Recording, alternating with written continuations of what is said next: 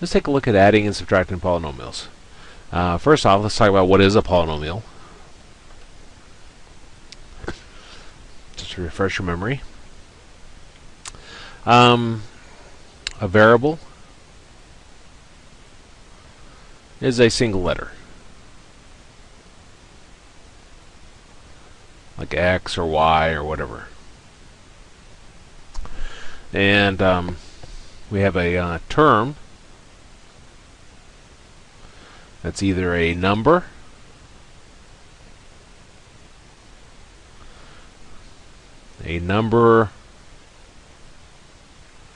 times a variable.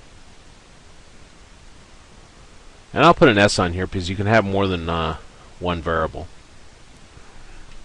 Now the number can also be just the number 1, in which case you wouldn't write it.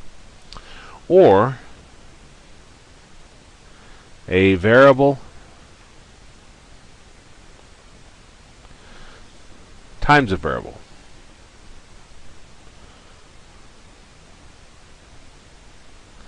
And I'll put an S on here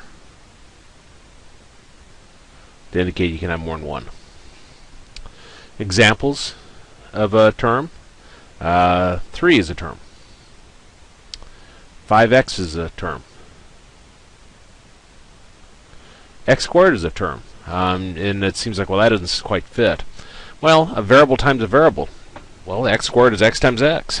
We can have negative 7x y to the third. Variable times variables, you got the x times y times y times y, and then you got a number also. So all these are terms. Terms are actually separated by pluses and minuses. That's how you can figure out how many you have. We have our coefficient.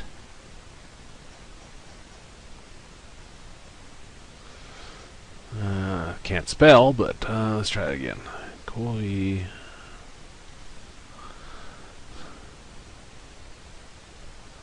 Coefficient. I think there's an I in there. Otherwise, I'll just write so sloppy you can't tell anyway. Coefficient is the number in front of the term.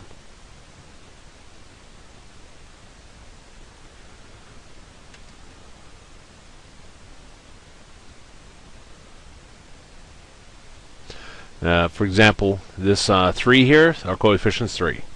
The 5x, our coefficient's 5. The x squared, our coefficient's 1. The negative 7xy to the third, our coefficient is negative 7. Now, we got a something called a monomial. This is where you have one term. We have a binomial, and this is where you have 2 terms. And then we have a trinomial, which is 3 terms. And then we have a polynomial. And it seemed logical that this would be 4 more terms, but what it really is it's 1 or more terms. By default, all the above are polynomials. They're just specific types. So polynomial is kind of a general form. We have something called a degree. And I'm going to write this where it's most beneficial for you going on in algebra. There are some oddball cases of this, but degree is your largest power of x. Now, when you have different variables, like you have x and y, like this one right here, if I went through these 4 examples here for my degree, largest power of x, well, the 3 there is no x, so the degree here would be 0. For the 5x, your degree would be 1. For the x squared, your degree would be 2. When you have different variables like this one, just have an x here. This is like the first power. What you do is you add these together. 1 plus 3 gives us 4. So our degree of this would be 4. Now, you don't see these at all in college algebra. You maybe see 1 or 2 in intermediate, so it's not very useful. The definition I give you here is the most useful. And then we have something called standard form. And by default, you always want to write your polynomials in standard form. This is where the terms are arranged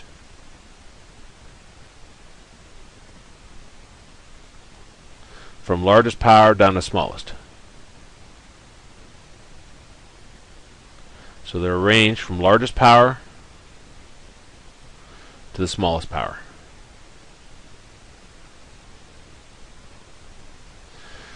My writing is horrible.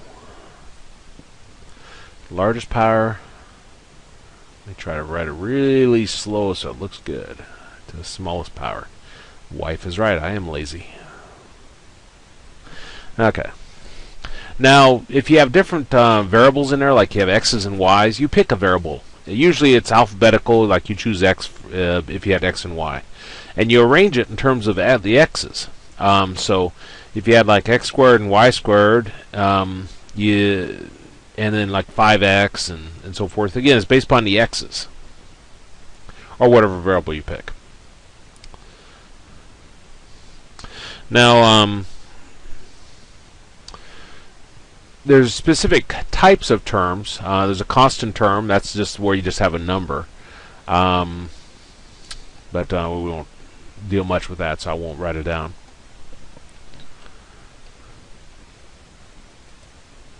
Let's take a look at our first problems.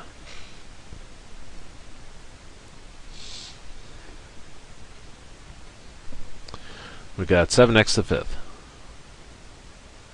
And it asks us determine the coefficient. Coefficient's the number in front, which is 7. And then it says, and the degree of each monomial. Monomial is one term. Well, the degree is the largest power of x, which would be 5. So this one here is our coefficient. And this is our degree. So those will be our answers to that one.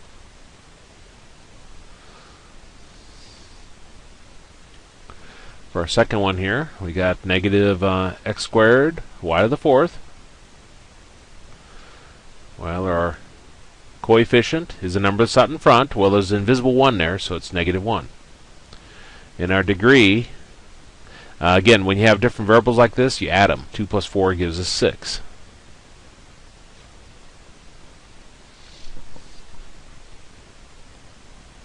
Now these next problems, actually I need to write something down before I do those.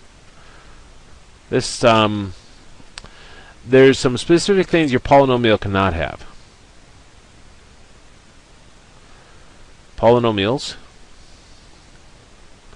cannot have, number 1, negative exponents.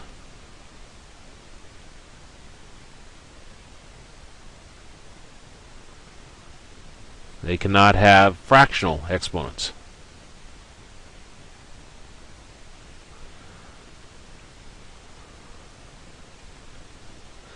And they cannot have variables in denominator.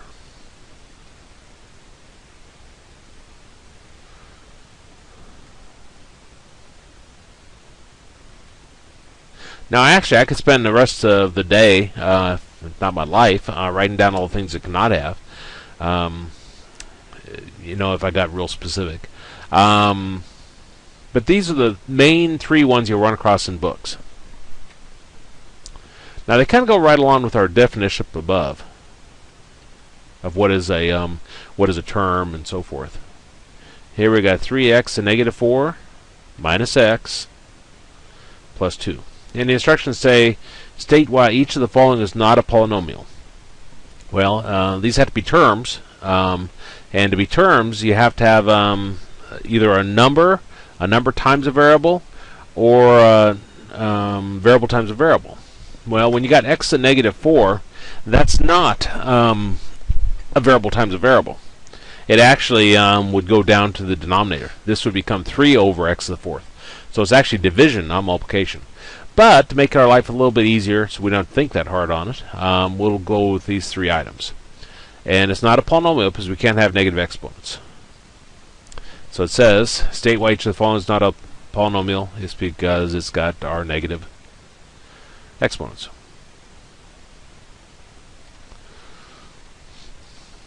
Next one. We got x to the fifth minus 3 over x. And it says, state why each of the following is not a polynomial. Well, variables in denominator. variables in the denominator. Can't have that. Grab a drink here. Then we'll look at the next one.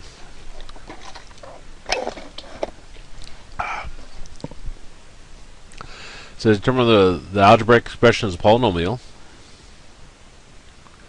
So we got 4x to the third minus 7x plus 2. Say what it's a polynomial. Well, this is a polynomial. It doesn't have these bad things in it. No negative exponents, no fractional exponents, no variables in denominator. So this is a polynomial. If it is a polynomial, write the polynomial in standard form. Standard form means from largest power down to smallest. Well, this is in standard form. We start out with our largest power of x, x to the third, then we got x to the first, and then our no x, the constant term at the end.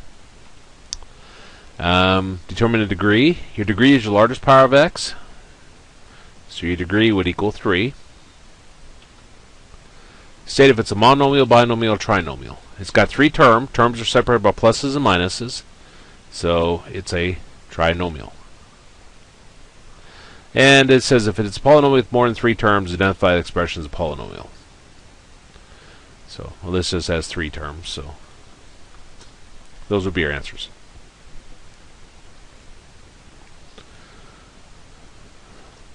Okay, number 6. We got 3 over x squared. It says determine whether it's a polynomial or not. It's not a polynomial.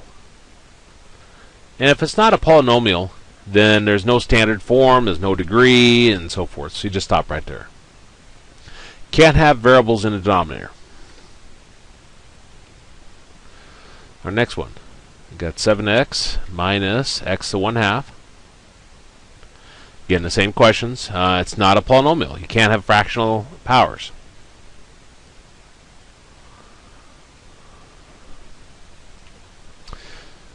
You like those where we're meets that criteria, then we're just basically done. Let's look at number 5. Determine whether it's a polynomial. It is a polynomial. It's a term.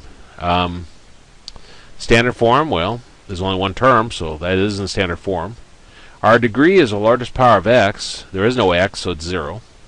And it's just one term, so it's a monomial.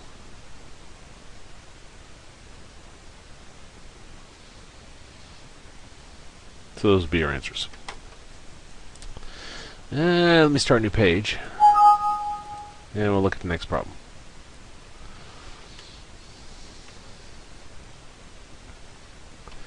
Got 2 plus 3x plus 4x to the third minus x squared. Same questions. Determine if it's a polynomial. Well, it is a polynomial. Doesn't have any of those bad things. No negative exponents, no fractional exponents, no variables in denominator. So it's a polynomial. And I need to slow down. It's circling that. I'm not done. Write it in standard form. Standard form means from largest power down to smallest. So I'm going to have an x to the third. I'll have my x squared. I'll have my x. And I'll have my no x. So that's my standard form. Determine the degree. Your degree is your largest power of x, which would be 3. Say if it's a monomial, binomial, or trinomial. Well, this has got 4 terms. Terms are separated by pluses and minuses. So this is just a general polynomial. And those would be your answers. One more of those. And then we'll take a look at combining together like terms.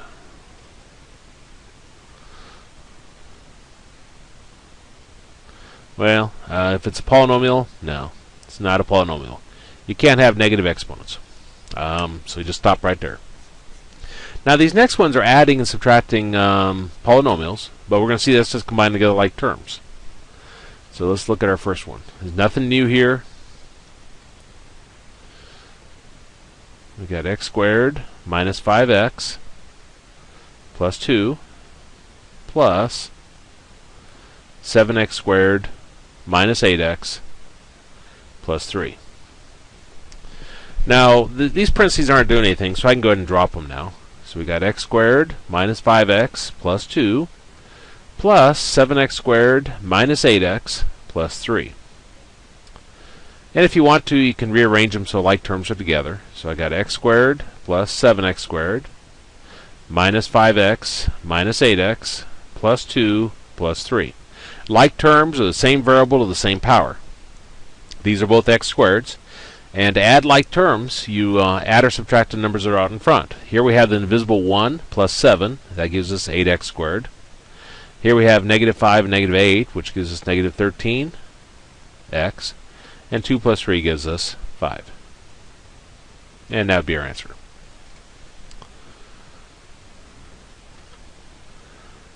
Let's look at subtraction.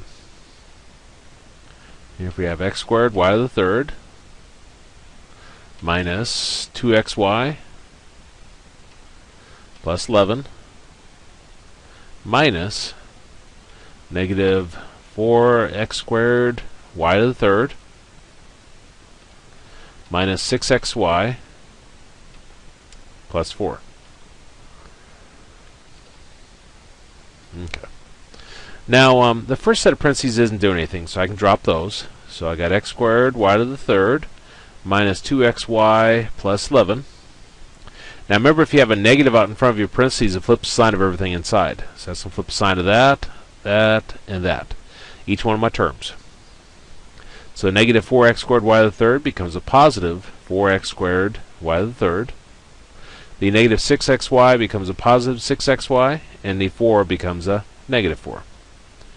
Now I'll go ahead and rearrange it so like terms are together. Remember, like terms, same variable, the same power. So we've got x squared y to the third plus 4x squared y to the third minus 2xy plus 6xy plus 11 minus 4. Now, again, combine together like terms. You add the numbers that are in front. Here we got invisible 1 plus 4. That gives us 5x squared y to the third. Over here, they're both xy, so negative 2 plus 6 gives us 4xy. And 11 minus 4 gives us 7. Now this is in standard form, because if I pick one of my variables, like x's, x squared, x, no x. So that'd be okay. Now, even if I picked y's, it's still in standard form. Y to the third, y, no y. You just pick one variable, usually alphabetically you choose the first one, like x. One more of those. We've got 2/3